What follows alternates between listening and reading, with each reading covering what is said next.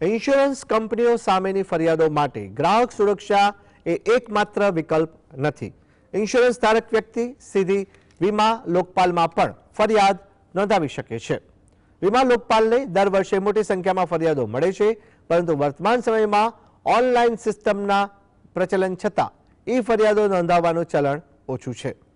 છેલ્લા 4 વર્ષથી ઓનલાઈન ફરિયાદ કરવાની સુવિધા ઉપલબ્ધ હોવા છતાં ગુજરાતના લોકો આ સેવાનો ઉપયોગ ઓછો કરે છે.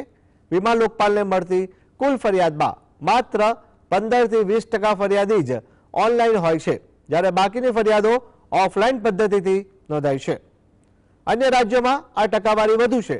જો કે હિયરિંગ માટે લોકોને ઓનલાઈન સુવિધાનો ઉપયોગ વધુ પસંદ છે.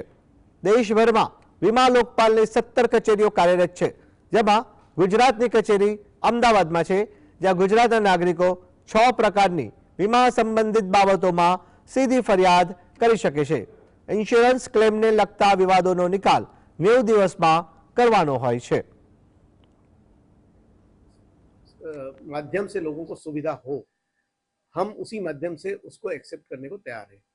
तो अभी क्योंकि ऑनलाइन इतना पॉपुलर नहीं हुआ है, तो अभी संख्या थोड़ी कम है। जैसे मैंने बताया कि करीब 20% के आसपास ऑनलाइन आ रही हैं। बाकी में क्योंकि कागजात सबमिट करने पड़ते हैं, लोगों को लगता है कि जो मैं कागजात दे रहा हूँ वो ठीक तरह से रिसीव किए, मेरे को एक्नॉलेजमेंट मिल रहा है, तो उनके मन में एक शंका रहती है, वो भी ऑफलाइन से उनको दूर हो जाती है, ऐसा उन्हें लगता है।